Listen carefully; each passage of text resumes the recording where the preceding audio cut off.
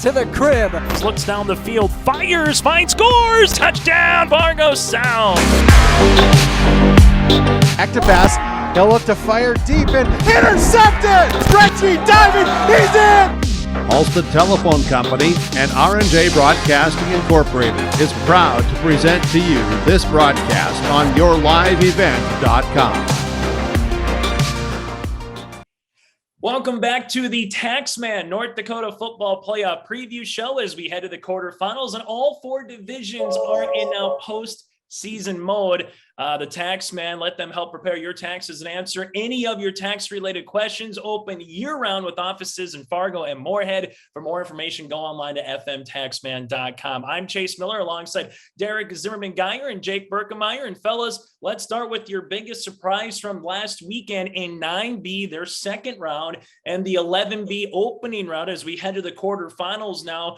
Derek, let's have you go first. What was your biggest surprise from last weekend? How about the unranked Storm coming in and blanking number 8 Hettinger Scranton 30-0 just to get the bid to play the best team in 9-man with Lamoure, Litchville-Marion, to all that work just to play the Lobos. But hey, you're still the last unranked team in the bracket. You're just another step closer to the finals. Good for the Storm. That's my biggest surprise from the last week. Yeah, Derek said the last team from the opening round still playing right now in 9B that's unseeded. Jake, how about you? 9-man, 11B, where are you going to go? Or on this particular, question?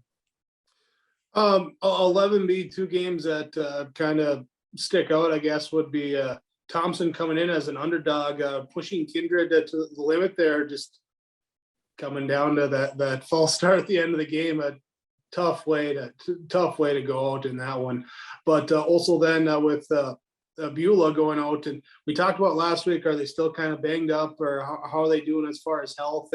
And Velva got him in that one, and you talked about last week Velva with the 2 straight games at 12 points going in. Well, that's all they needed there to throw a shutout there against Beulah. So maybe that's all they need is 12 more points. We'll find out what's going to happen against Bishop Bryan in a rematch there. Also out west, Delax Burlington, the Lakers. A couple years ago, they made a Class A state championship at the Dakota Bowl. They beat Shiloh Christian. They're one step closer as well. A good contest upcoming with Bowman County here this weekend out west. Guys, as we take a look now at this Saturday, one game that we'll have for you right here on your live event is going to be Central Cass at Hillsboro Central Valley in the 11B quarterfinals. The Squirrels handed HCV their lone loss to begin this season way back on August the 20th, 31-12, which I think put a lot of people across the state on alert that Tommy's Butler Squirrels were for real. Jake, what do you remember about that game back in August, and what has to change this time around for the Burros? the biggest thing I remember is feeling 30, or was it 31-12 or something like that, but felt closer than that. So there were some big plays and a touchdown at the end that kind of swung it. Both teams with some new guys in and getting their first taste of varsity football. But for Central Cass, they came out with the pass game as they've been doing, and able to get some guys open for some touchdowns. Majo had a great game that one. And defensively, outside of a couple big plays, limited the Burros offense. Burros offense has gotten going a little bit more as the season's gone on too. I know there's some injuries that Central Cass has dealt with throughout the season, but if you take away those, both teams are actually going in pretty healthy for this part of the season. And you go back to that first game, and I think we're going to see a lot closer matchup than what that final score said. Yeah, it's going to be fun to see what happens for the 2.0 version. We will hear from head coach for Central Cass, Tommy Butler, in a little bit. But right now, let's hear from Hillsboro Central Valley head coach Scott Olsen, who sat down with Jake to preview the matchup with the Squirrels. With the head coach of the number 1 seed, Hillsboro Central Valley Burros, after their victory over Lisbon on Saturday, and get ready to face the Central Cass this coming Saturday. Scott, thanks for taking the time again to join us to preview the matchup. Congratulations again in that victory over Lisbon, and now with a couple days of review and film study in. And what did you really like about your team in that victory over the Broncos on Saturday? Yeah, just our defensively was the biggest thing. I think we had 14 tackles for loss. They were like 0 for 12 on third down. Those two things versus a running team, if you can do that, you're going to win that game. We didn't run the ball great, but we had a good passing game with three long completions, and we were able to spread it around there. And we could have had a couple more that were available, just that couldn't pull them in. But offense, defense, special teams, you have to win those three phases if you want to win the game in the playoffs. As far as being in the playoffs too, did you feel the team came out with an increased focus or energy there because it is now playoff time? Yeah, it was kind of a weird start. We gave up an onside kick right away, and we had guys there that just didn't decide to go make that play. And we talked about that after the game. But for us to respond with a quick stop after giving up that onside, that was big. And the senior leadership really showed there. Moving on now, you go from a running team in the Broncos to a team that can do a little bit of running, a lot more passing too, with Central Cass, and played them game 1 of the year. Where have the Burros improved since that week 1 loss? I think our D line has created more havoc as the year's gone on, and we kind of switched for Swanson to be full-time nose and Barrett to be full-time D end, and those guys creating havoc on the inside allows our linebackers to make plays, and then just more efficient on offense as well, kind of getting our identity and what we're going to do, and it's just guys that are accepted their roles, and now they're doing the best that they can in that role. As far as with those roles, guys more comfortable then too, as they should be there after the season goes on? Yeah. I mean, and Central Cass play them the first game. They have a dynamic offense where they're different formations and they spread you out, but they're it's a zone running team, and when you got a receiver like Jake Deutsch that runs some great routes, and he's got like 13 touchdowns on the year, and so he'll be a focal point that we need to stop. And but then the Wiersma kid, they're going to give him the ball 20 plus times, and it's a tough offense to stop, and hopefully we get a good game plan and our kids execute. For your passing defense, I believe we're up to 19 interceptions or something on the year. You got your first pick 6, so congratulations on the 1-0 lead in that competition. But your strength of your defensive backs against their passing offense, what do you look at with that matchup? Yeah, they're going to put us in stressful situations where it's going to be some deep balls to Deutsch, or they're both going to run hitches on the outside like they did the first game, and our guys just have to make plays. We're going to hopefully keep everything in front of us, and we made plays in this all season, so I don't see why we can't make plays this week as well. As far as the loss, so have the guys kind of been looking at this once the bracket came out of saying, hey, round 2, if we take care of business round 1, this is kind of a revenge game, or is it just another week? Yeah, for sure. That's a part of it, but it's also, this is the playoffs, and it doesn't really matter who you play. You have to play your best football game, and it just so happens to be Castleton again after we played in the first week, and we knew they were good. We knew we were good, but we had things to improve on, and I like the way we've improved all throughout the year. And Central Cass is other than their one little slip up they've had, but they've been playing really good football too. So it's going to be a really good game. After the first round of the playoffs, then too, when you look at the rest of the 11B bracket, any thoughts or anything stick out to you as a coach or even a fan after that first week of playoffs? Yeah, no, it's going to be good football. The West has 4 good teams playing over there, and the East has 4 good teams here. So it'll be every game should be tight. And it's if you're a football fan in North Dakota, these are the 4 of the best games that can be played that day. There you go. The quarterfinal matchup coming up on Saturday, 2:00 kickoff for the Hillsboro Central Valley Burros and the Central Cass Squirrels. Head coach of the Burros, Scott Olsen, join us. Scott, thanks again for the time. Appreciate it. We'll see you on Saturday. Thank you, Jake. Now, as we take a look at their opponent for Hillsboro Central Valley, that's Central Cass. Jake, I'll bounce another question off you here before you hear from Tommy. Owen Wiersma and Jake Deutsch is a 1-2 wrecking crew, right? They are a very good dynamic duo on the ground, through the air. But when you get a Frosty Wisniewski, I love the name during this time of year, Frosty, and also a Will Ellison going, a Miles Vance at defensive end, Central Cass has some pretty dynamic playmakers on both sides of the ball here, Jake.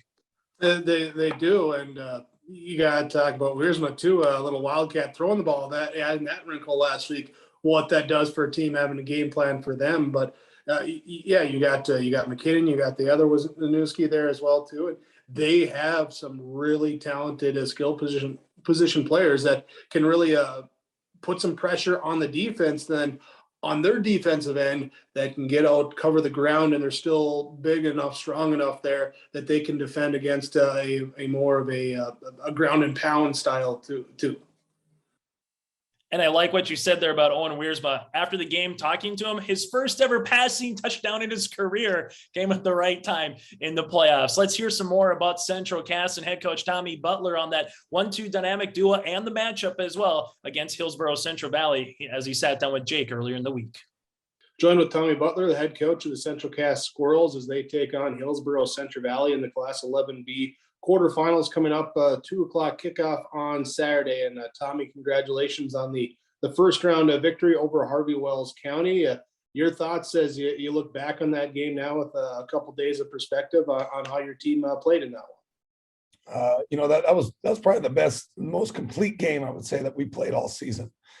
They had a couple guys out with some injuries, but I thought that we played a really, really complete game. Obviously, there were still some mistakes that we had to try to clean up, but as far as going into the playoffs, or into the quarterfinals here, this is the best that we could have played, I think, especially against a really talented team. They were averaging 100 or 250 yards passing, and I think we held them. Our varsity guys held them to like 110. On like 30 plus passes. So, we really took away what their strengths were. And I thought we executed the game plan really, really well defensively. We didn't have to bring pressure. We came with a 3-man rush pretty much the entire game. And our 3 guys got home almost on every play. And then, back end wise, those guys were super talented. But I thought we did a good job of covering those guys up, even when they were scrambling. We really emphasized that all week of, sticking to your guy, whoever you got that runs through your zone. So I thought we did a really good job. And then offensively, I thought we came back from, throwing 2 picks right away, the first 2 plays, our first 2 series out. We got our run game going. Our offensive line played really, really well. And then our quarterback came back in. We ran a little wildcat for him, but came back in. Did what he always does. He plays really well. Made some really, really good throws, really good reads, and got the ball to our talented receiving core. To have a situation where a couple turnovers early in the game, what does it say about the guys that they don't get the head down, they keep fighting, they keep playing, they come back in, make plays there late in the game? Yeah, to me, that's a culture aspect, I would say. That's something that we preach all the time. We try to make our practices harder than the games. We try to stress them as much as we can. So when we do get in those moments during a game, it's not a big deal. And I thought that's exactly what you saw was nobody panicked, nobody freaked out. They had a couple big plays, a couple of really good catches that their kids made, and nobody freaked out at all. And so again, I would attribute that to the culture of this team, to the leadership of this team, and I really love the way that we responded, because we're going to have that same kind of thing that's going to happen this week. These guys are going to make plays. We know they're really good. But you just can't, you got to battle through those. With that culture aspect, is there a sense come playoff time that, oh man, it's the playoffs, or is it, hey, it's another week that we're playing football? It's another week. Again, there's obviously a heightened sense as far as, like at practice, you got to make sure that we're executing the right things. Because again, especially playing an option team, speaking more so defensively, you got to get the good looks. You got to get guys in the right spots. But at the same time, though, when it comes to the game, that's why I said I think we try to make practice harder than the game. Obviously, we can't probably give the same look that they can, but we want to try to stress our kids as much as we can during practice. So when it gets to the game, it's honestly, we try to make it easier then. And then offensively, it's the same kind of deal. We try to throw different looks at them. Maybe stuff that maybe, that might not be on the game plan, but you never know, could happen type stuff. And again, I think that's what helps us in game is when you do get stuff that you're not prepared for or that they haven't shown, our guys don't freak out over that. Option team in Hillsboro Central Valley on the slate for Saturday. Faced them in Hillsboro week 1 of the season. Where have the Squirrels come since that game as far as your own season and improvements?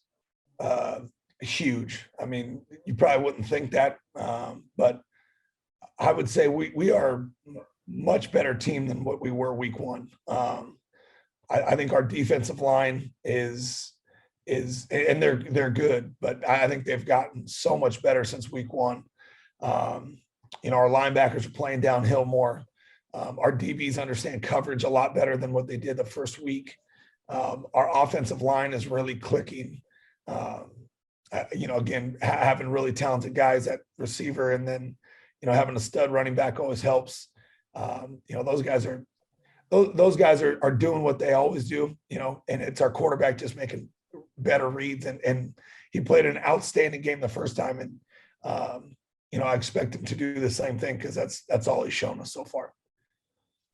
As far as Hillsboro Central Valley, quick scouting report on what you've seen this last week or so that you've been prepping for that game. I mean, they're Hillsboro Central Valley. They're going to do what they do. They're going to make you try to beat them at their best. Coach Olsen's got a great scheme. He's got a great coaching staff over there. But they do what they do, and they don't shy away from it. Like I said, they're going to run that. They're going to run dive option. They're going to run it, and they'll do it anyways. But they make you play assignment football. And if you don't, they'll exploit you. They hit us for 2 big touchdown runs because we had guys that didn't do what they were supposed to. And it just takes one guy when you're playing option football that makes one mistake, and then they're to the house on the other side. And then defensively, it's the same kind of deal.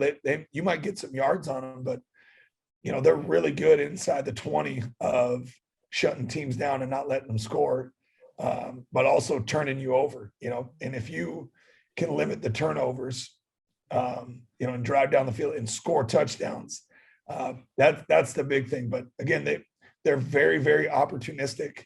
If you turn the ball over, they're probably going to score that next series. And so we've been preaching that all week. You got to be on your game, do your job, and that's something that we talk about all the time. But again, it's a little heightened in this sense because they're very, very good at making you do what they want you to. Should be a good matchup between the Squirrels and the Burros coming up on Saturday. Coach Butler, before we let you go, just if you've had a chance looking at the rest of Class 11B and how the bracket unfolded after week 1, if you had any thoughts on how week 1 went or what the quarterfinals are going to look like. Yeah, I think it's an awesome. I mean, this is a great playoff. Like, the matchups are insane right now. The teams that are left are really good. The teams that got beat in the first round were really good. I thought this was a really, really deep field. Whoever makes it to the Dome, I mean, you're going to have to earn your way there for sure. There's no cakewalks getting through there. There's none of that. So it's going to be, you got to earn it to get there.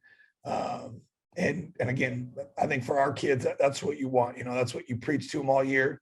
You got to earn those things. If you want, every team talks about playing in the Dome, but what are you doing to get there? And our kids, we said, how are you going to set yourself apart from everybody else?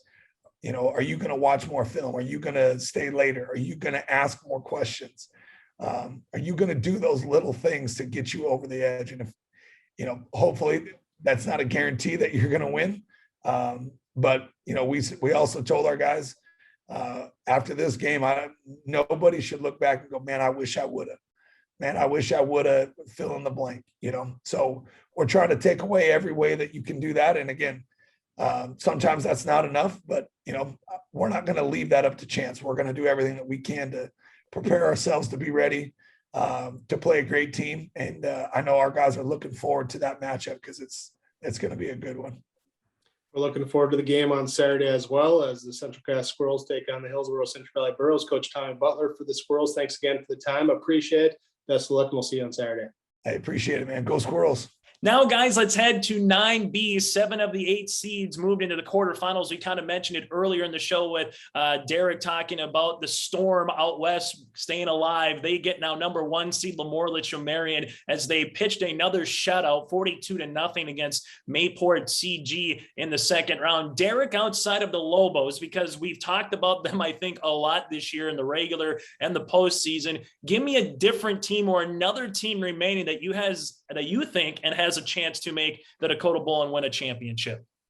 Chase, I got to run it back to the Cavalier Tornadoes, and they're trying to run it back to finally find themselves a championship after coming up short 2 seasons in a row. Lent HMB, they finally move on to 11-man. Cavalier, number 3 seed, and they are the cream of the crop on their side of the bracket. They will possibly face the 2 seed, which will be a battle of the unbeatens at that point. But again, with Cavalier, they just took on a battle-tested Wyoming-Lidgerwood team who was all banged up and beat them pretty handily, 52-6 in a game that we thought would be a little bit closer. But Cavalier, first-year head coach Mitch Greenwood, his alma mater, and he is taking them to the top. And just all around, their quarterback play, Bryson Quinn, one of my players to watch. He can throw it, he can pass it. And Landon Carter through the air. This team on that side of the bracket is my personal pick to take it all. It's going to be fun to see. They have a really good matchup with Syria a little bit later on. The Mustangs saying, don't forget about us out west. We'll talk about a little bit more here in 9B. But the Lobos, we mentioned, host Grant County Fletcher. The Cinderella story of 9-man right now after beating South Border on the road. They shut out Henninger Scranton on the road 30-0 last round. Let's talk a little bit more about the Lobos and the Storm here as our man Derek had a chance to sit one-on-one with Lamoure Litchville-Marion head coach. That's Andy DelaBarre. Joined by the head honcho of Lamoure Litchville-Marion, Coach Andy DelaBarre, in his 10th season, number 1 seed in 9-man football. Coach, how are we doing this morning heading into round 2 of the playoffs? Doing very well. Anytime we're playing football here in late October, it's always a good day. Round 2 for you guys, and the first round for you versus Mayport CG, a shutout. What type of statement does that make across the rest of the bracket? Well, Mayport CG is a good football team. I think that's just what we focused on was how we could play against a team like them and take away some of the things that they've been doing well all season. So I think we're just we're happy with getting the win at this point. And then just a credit to our kids and our defense too for keeping them from scoring their last Saturday. But yeah, just really one game at a time. Anyone can look at it from a statement point, but really we got to focus here now on Grant County and get ready to play a good game this week. Well, you've shut out 8 teams this season, and your 9 wins. You've only allowed 12 points in a game overall the entire season. But what has been the key offensively? I thought we can switch gears to that side. The fact that your defense only gives up 1 point per game, but puts up 56 on offense. You have Corbin Potts at quarterback, Brady Letmeyer in the backfield, and then Colton Ness, Carter Bowman to throw to. Which unit opens up the other when each game begins for you? Well, I think you said it all, kind of the Pandora's box effect with all the different options that we have. I think what Brady brings us in the run game to even Tate Mark, another running back receiver for us. So I think, there's a multitude of guys that can carry the ball, that can carry the load. I think, Corbin being our leader, leading that offense, he's done a great job. And I think got to give credit to our linemen too. I think they've been the unsung hero this season here, just being a group that was always a question mark, I think, from the get-go is who is it going to be and how are they going to perform? And I think just performing the way that they have here too, I got to give a lot of credit to those linemen. Last time I saw you guys, only time I've gotten to see the Lobos this season was against Finley Sharon Hope Page way back when in the beginning of the season. It was a 54-0 shutout in favor of you guys. I don't see the Lobos much, but I saw block punts for touchdowns, interceptions, and just blistering the backfield of Letmeyer. On the defensive side, how consistent is that type of effort with the block punts, interceptions? What clicks for your defense? Well, I think responsibilities and discipline. I think that's one thing we've been really good at with all 9 of our players. whether it's in the run game or pass game. I'd say we've been a very disciplined team. We focused on our pursuit, too. I think if you watch film and you see how hard guys get to the football, they go hard, they run hard, they're fast. And I think that's another key component to, keeping teams from breaking big plays. So I think, again, all the credit goes back to those boys for their effort, their ability to be coached and to take that and put it on the field here on the weekends, Well, speaking of shutouts, this week's opponent, Grant County Flasher, they're a 6-4 team, a good team, but they knocked off number 8 Hedger Scranton, a team that beat them by, I think, 22 points early in the season. What stands out about the Storm's scheme heading into this matchup? Yeah, they're a very good football team. And I'm not just saying that to say it, but we watched their film and I know their record doesn't reflect it, but they're definitely deserving of a seed here, just being that's the caliber of team that they are. They're very talented on offense. They're very physical on defense. I think their quarterback, the Freeze kid at quarterback, is really talented as far as being a passer, but also a runner. But I think what makes him special is how he makes everyone else around him better too. You look at their line; they're very physical on the offensive side too. So I think there's a lot of credit deserving to go to this Grant County team. Coach Krenz has them playing real well right now. I'd say they're playing their best football right now too. And you watch their films from later in the season or earlier in the season, and against the number 2 team in the state right now, New Salem, Grant County had their opportunities to win that game. They never gave up an offensive touchdown. They had, I think, 3 early on opportunities inside the 10-yard line that they could have scored on. So we're expecting a good football game and a good football team. There is a good tradition there at Grant County, and we're certainly excited to host them. Coach, any final thoughts and keys for this Saturday's matchup? Yeah, I think take care of the football, do what we do on defense, and really do a good job of containing their quarterback. I think if their run game has been what's been their most potent, I'd say, but also the ability for them to throw, I think we have to be multidimensional on defense. And then on offense, again, we got to take care of the football, but also keep that effective run game with us going here too, and being able to be balanced like we have been here in the past. That seems like the general gist, and it's worked out so well this season. Yeah, it sure has. Thank you. Coach, thanks for your time and good luck this Saturday.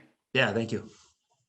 All right, guys, 2 classes down with 2 to go on our TaxMan North Dakota football playoff preview show. From financial planning, payroll service, and retirement planning, TaxMan focuses on your unique tax, accounting, and consolidating needs. Go online to fmtaxman.com. That's fmtaxman.com. Now to 11AA. West Fargo Cheyenne is the lone unbeaten in football in AA and the number 1 seed. Jeremy Newton's defense has been stingy as of late, only giving up 20 points with 3 shutouts in the past 5 games. Offensively, Josh Hendricks and Grant Warkentine have been great behind a solid offensive line. The number 2 seed is Ron Wingebach. Bismarck Century, the Patriots, won the last 2 state titles in Class 3A. Now it's AA, and they're the number 2 seed. A dynamic quarterback in Brady Dahl that can hurt you with his arm as much as his legs. UND football commit Lucas Schweiger plays up front.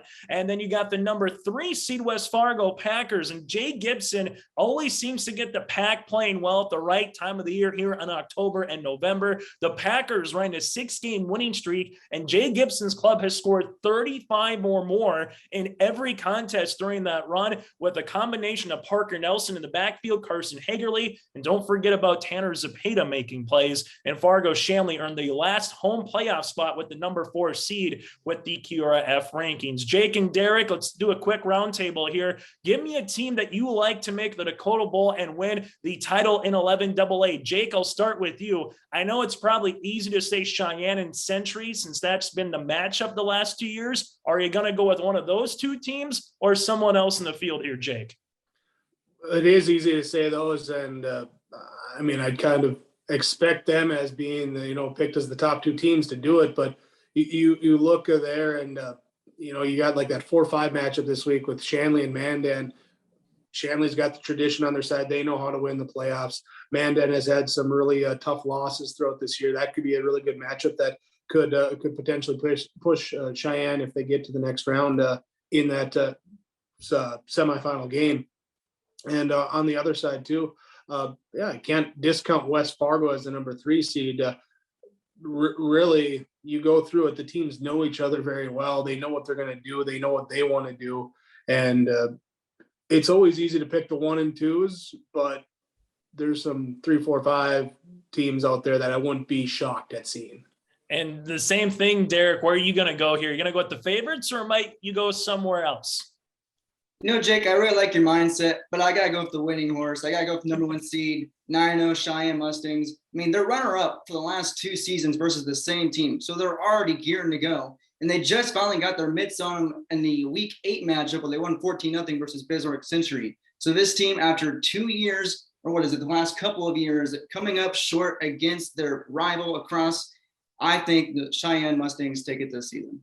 Yeah, Jeremy Newton's club getting better a little bit every year in that young program. Not even a decade old here at West Fargo Cheyenne. But let's go to the 4-5 matchup. Jake kind of alluded to it. A lot of really good players in a good 4-5 game here. Shanley hosts Mandan at 6 on Friday from Sid-Shitsy Stadium in Fargo. The Braves are 4-5 this season. Their 5 losses this year, all of them are within 1 possession. Let's hear from Deacons head coach Troy Mattern on their matchup upcoming with the Braves. With us now, Fargo Shanley head coach, that's Troy Mattern, on our North Dakota football playoff preview presented by Taxman. And Troy, first and foremost, I know way back in August when we started the conversation with QRF, you said, hey, let's just find a way to be a top 4 seed. We know what a home playoff game, playing in front of your fans, what it all means, playing at Sid-Shitsy Stadium. Goal number 1 has been accomplished in that standpoint, but it probably was a little bit different of a road with some injuries and playing a tough schedule to get there, Troy. Yeah, no question. Like you mentioned, our goal was to have a home playoff game, and our kids achieved that, and we're excited about it. But we know we have a good team coming to town in Mandan. But, with things being so new, we're so used to cross scheduling with the West and the East, and that didn't happen this year. So at the end of the day, you just kind of win every game and see where you play yourself out in the playoffs. And I thought, our kids, like you mentioned, our schedule was a tough schedule. Our losses were to teams that are 32-4, so that just tells you. And we competed with those teams, so I think we're in a good position. Like you mentioned, we're at home. We love playing at home. Our kids embrace that. So this is the first, big school playoff game that Shanley has had in many, many years. So there's a lot of excitement. We continue to progress our program forward as we've moved into the big school era. So I'm proud of the way our kids have responded, and we're ready to play another week of football.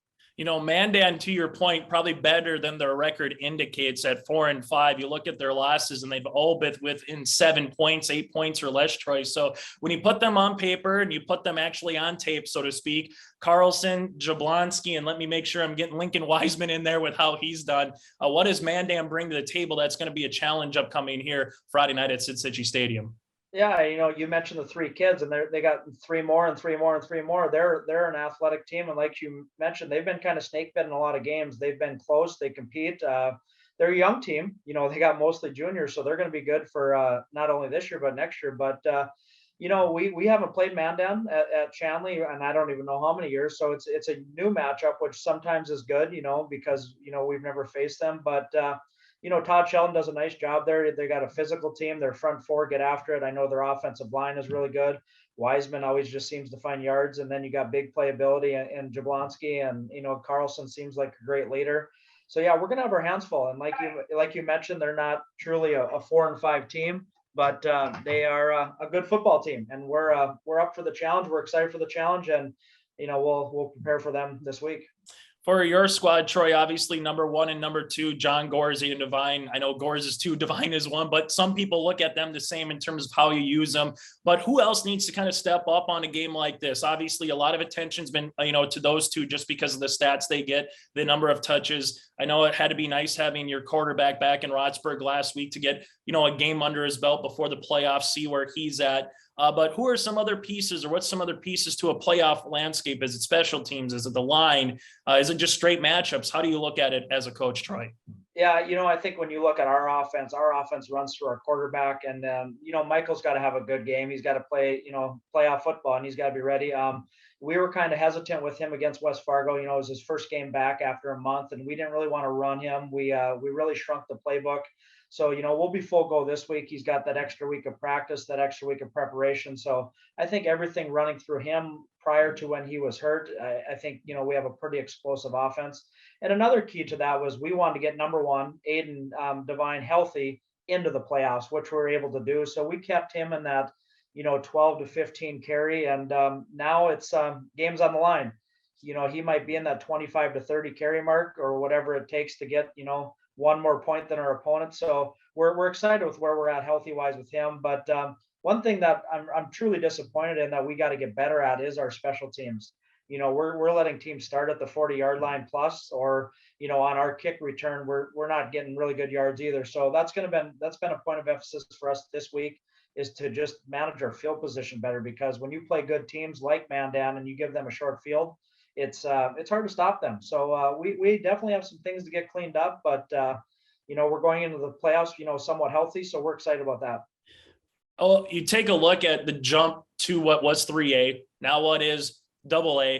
Has the regular season felt like its own postseason because of where Shanley has been in terms of some of tiebreaker scenarios, even this year, trying to understand, hey, we want to get to at least that number 4 seed in QRF? Has it felt like almost the regular season's been postseason for the Deacons last couple of years, Troy? Yeah, no question. And really it started in the summer and fall camp, because we knew that Davies game was in essence a playoff game too, because we knew the scenario, what happened to Davies, being a 6-3 football team being out just because they finished last in our conference. So we knew that was a possibility throughout the whole season. So we had to prepare. And then, our schedule continued to be a gauntlet. And I think if you go back to our AA days, which is A now, we didn't have competitive games each and every week. So we were able to rest kids. We were able to play a lot more kids. And you didn't have the wear and tear on the bodies like we did this year. So our kids are really getting exposed to, oh my gosh, Friday night, here we go again. Friday night, here we go again. And our kids have really embraced that. And that's where you got to create that depth, because, each team's going to bring it Friday night. And, I think our kids have been through this, especially this class, because this is our first class that has been in AAA or AA the whole time. So they don't know anything different. And I think it's really made a difference. These kids, expect each and every Friday night to expect a good football team. Final thing for you, Troy. When we talk about Fargo, Shanley, my dad would say when he was growing up in Wapaton, when Shanley came into town, you knew that it was going to be a tough game there in the 70s and the 80s, particularly with where Sid Situ was, the players that were coming through, the caliber of team. What does it mean to be hosting as you mentioned, a 3A, now AA highest ranking game at Sid Situ Stadium? What does it mean for this program? Yeah, we hear about that Sid Situ guy every once in a while. He sounds like he's a pretty important fixture in our program, but you're right. It's a big deal. We want to continue to take progressions moving forward. Our first year, we didn't make the playoffs. Last year, we made the playoffs. This year, we got a home playoff game, with hopefully the opportunity to win that playoff game. So we got to continue to take steps forward, build our youth, build our sub-varsity teams. And I think we're doing that. But this win would be big for our program, big for alumni. And it's really going to just, put a staple in that, we belong in the conversation with these teams at the highest level. And that's where we want to be. I know there's a lot of flux with scheduling for next year. Who's going to be A, who's going to be AA, who's going to play who. And like I keep telling people, we're playing with the big schools. That's where Shanley expects to be. That's where we've been in prior. And we're going to continue to build this program with the top schools, the big schools, until somebody tells us differently. And that's our expectation now as a football program. Hey, Troy, as always, thanks so much for your time. Best of luck against the Braves on Friday night. I like the earlier game at 6. You're getting a little daylight, maybe just a little bit here at the latter part of October. And you have to understand, I'm in my old age, I'm pretty soft. So that extra hour of heat is vital for me. So we're excited. Thanks, Chase. As we head to 11A, Bismarck St. Mary's is a top overall seed. Dan Schmeeker's Saints continue to get better every week. What's new?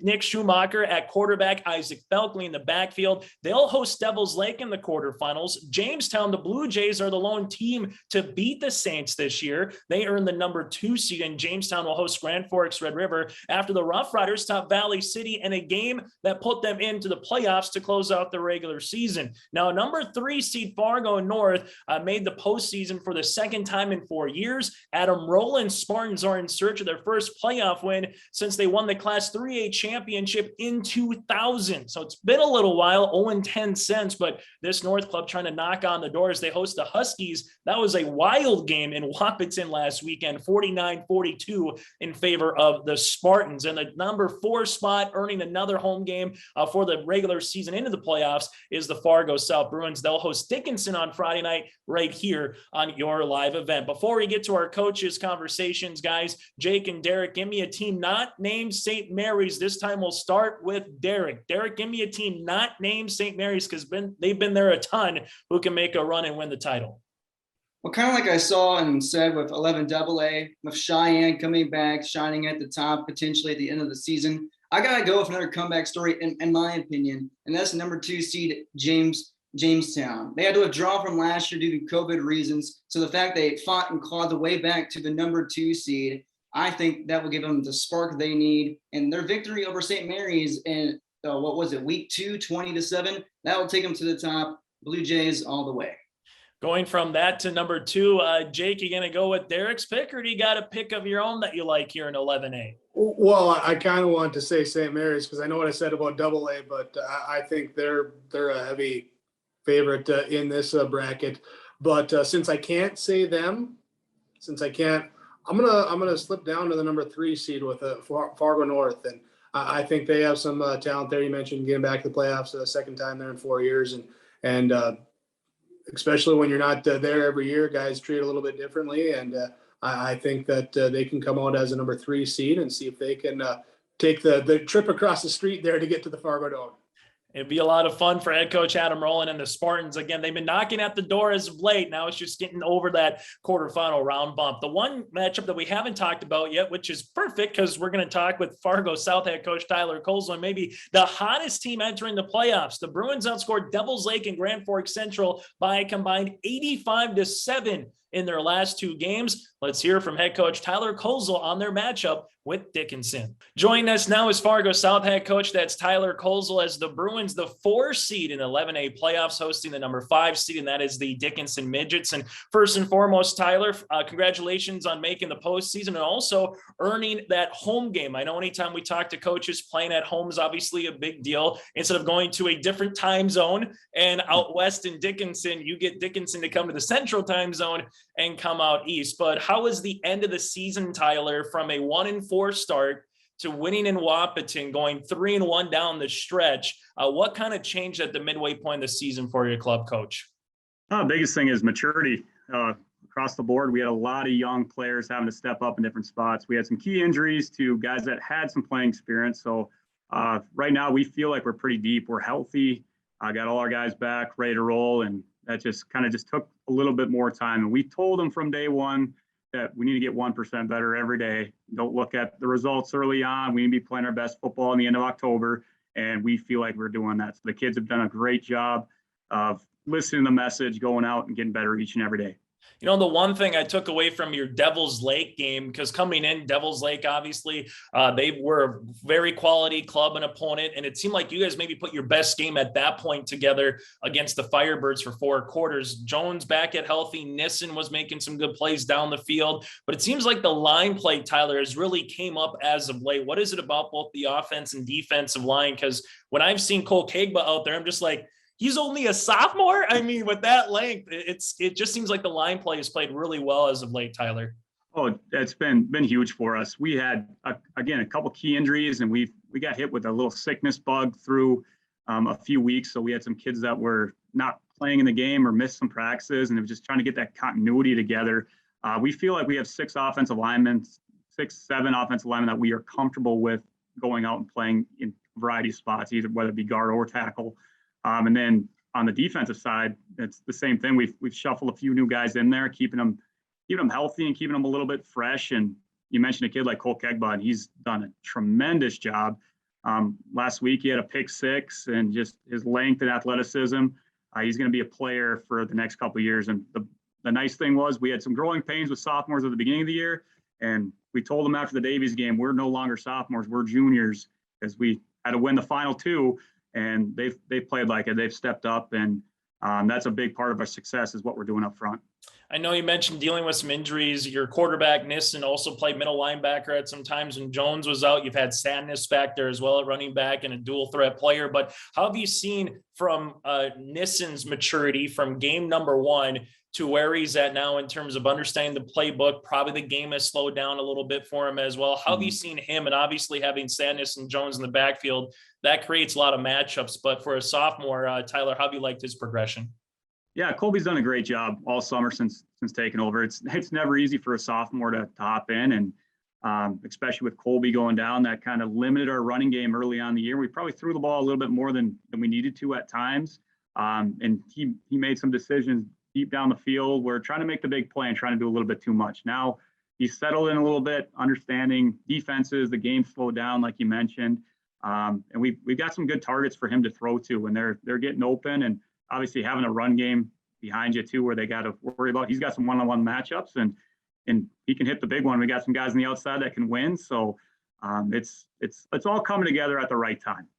Your opponent here in Dickinson, kind of an up and down season at particular times, probably when you look at them in terms of what they've been having to do, dealing with some injuries, playing a tough West region with Jamestown, Bismarck, Century, and company. What have you seen from Dickinson on film here leading up to this game, Tyler, for the quarterfinal? I know 3-4 defense seems like their linebackers are everywhere on the stat sheet. They're flying to the ball. They got a little bit of a dual threat quarterback there in Berg as well. What's going to be a challenge coming here in the quarterfinals against the midgets? Yeah, they're a tough physical football team. I mean, we have similar records, and it could be easily us going out to Dickinson as well. They've got some talented players. We played them 2 years ago when Berg and these seniors were sophomores, and they were playing. I know, talking to Coach Tukes, I'm like, there's some good players on the field now. Now they're seniors, and they've given some teams all they could handle at times this year, and they've got hit with the injury bug a little bit as well. But we're expecting a physical football game. I mean, we've been running the ball well. That's what they want to do, is run the football. And then, like you said, our defense are pretty similar.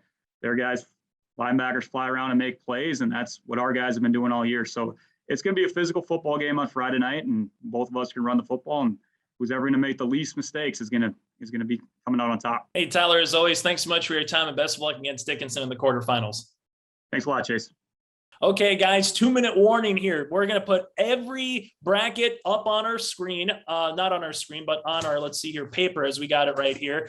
Games across all 4 divisions in the bracket, all again in the quarterfinals. Jake, I'll start with you. Give me a game of the week, whether it's 11 AA down to 9B. Which one are you circling that you're going to say, this might be the best game coming up here on Friday night or Saturday afternoon?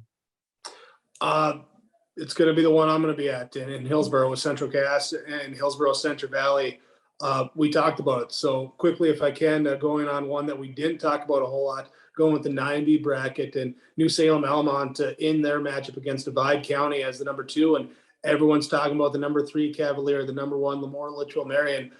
I think this is a game where they come out and say, hey, we earned the number 2. Let's make a statement. I like what you did there a little bit, giving you the self-plug, which, that's part of our business. Got to self-promote a little bit here. And you went down to 9B. Derek, are you going to stay in the B, or are you going to go to the A portion of these brackets here? What is your game of the week? Well, I got to give a shameless plug to our 4 and 5 matchup with Fargo South and Dickinson. Those 4 and 5 matchups, they always meet your expectations. They're always so close. But if I can just drop to B and make my official pick for the game of the week, you got to look at Kindred, number 2 team, taking on Langdon area Edmore Munich. I mean, Langdon, this team back-to-back champs. They're taking on the kerosene Kindred team that can absolutely blaze anyone they need to. Close one with Thompson. They come out on top. But that matchup right there intrigues me because I believe that any one of those 2 teams can take it, and they will meet whoever's on the other side of the brackets. I like them both. And for me, I'm a former Shanley Deacon grad. So I will say this, Fargo, Shanley, and Mandan is going to be fun just to see what that game kind of provides. To Derek's point, 4 and 5, first time in a while at Sid Cichy Stadium that Shanley's been able to host a playoff game, and particularly in what was former 3A, now AA football, but also out west, Velva Garrison and alongside Bishop Bryan. That was close the first time. We'll see what 2.0 has to go. Okay, final thing here, guys. Name me an X factor. Give me a player in any division that you've kind of heard about that you've kind of seen. We get to the quarterfinals, and I'll say, for example, Carson Hagerly, who's going to NDSU, you can make a case for him being an X factor in West Fargo's game against Bismarck Legacy with kind of the plays that he makes. They double bracket him, so it forces other guys on one-on-one situations. That could be one. Derek, we'll start with you this time. Give me an X factor. Give me a player that can make a standout game and maybe get their team one step closer to the Dome. I got to go back to Cavalier. Bryson Clem, dual threat quarterback. Pick your poison. Is he going to throw it? Is he going to run it? I have to go with the wind blows, and I have to take it with the Tornadoes. Bryson Clem, standout player of the week. I like what you did there. A little pun and a little rhyme. Muhammad Ali going over there for Derek. Jake, how about you? What do you got here? Can I go back and plug my own game again? You might as well. You might as well put the nickel back in the slot machine, so to speak. Might as well just keep going. Hey, if it keeps paying out, stay with it. Stay with it. I got to go with the guy, Jake Swanson for Hillsboro Central Valley. Nose tackle, and as a junior, didn't start the first few games, moved in the starting lineup. He has just been wreaking havoc along that defensive line.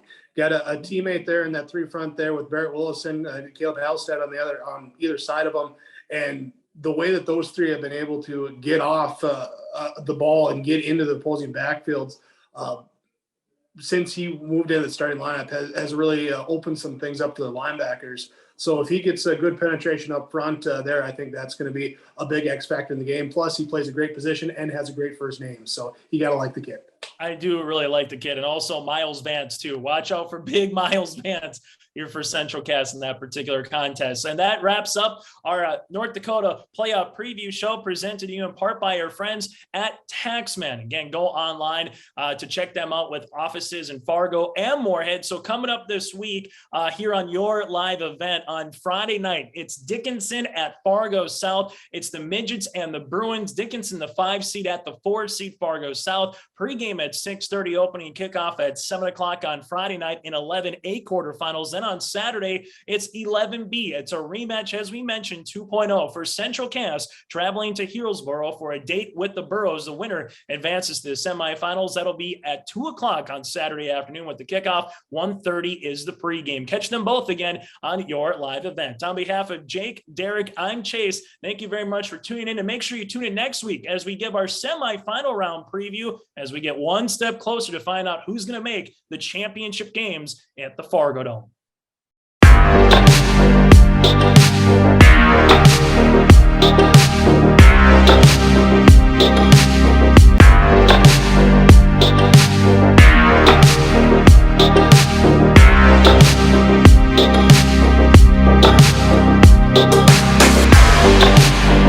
back.